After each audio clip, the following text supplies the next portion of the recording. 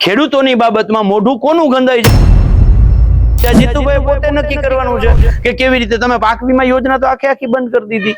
જે પાક વીમા યોજના હોત તો આજે ખેડૂત છાતી ઠોકીને કહી હગત કે ભાઈ મને આટલું નુકસાન થયું છે, મેં પ્રીમિયમ ભર્યું છે. જેવી રીતે તમારી કારને, તમારી મોટરસાઇકલને એક્સિડન્ટ થાય તો જે પ્રીમિયમ ભર્યું એ પ્રમાણે તમારી કારને, તમારી બાઇકને વળતર મળે છે, બરાબર, જે વીમો મળે છે. તો એવી રીતે અમારા પાકને જ્યારે કુદરત નુકસાન કરે એનો અમે પ્રીમિયમ ભર્યું. તમને કાયદેસરનો અમારો હકનો વીમો હતો, આ તમે શું કામ બંધ કરી દીધો ભાઈ? એટલે પાક વીમા યોજના બંધ કરી, એની જગ્યાએ મુખ્યમંત્રી કિસાન સહાય યોજના લઈ આવ્યા. એની એ માત્ર કાગળ ઉપર રાખી, 1 રૂપિયો આપ્યો નથી. એટલે સવાલ એ છે કે જીતુભાઈ, કોંગ્રેસે ભલે કંઈ ના કર્યું, તમે એમ કહેતા કંઈ નથી કર્યું, તો કોંગ્રેસે ક્યારેય આવું પાક વીમા યોજના બંધ કરવાનું તો પાપ નથી કર્યું.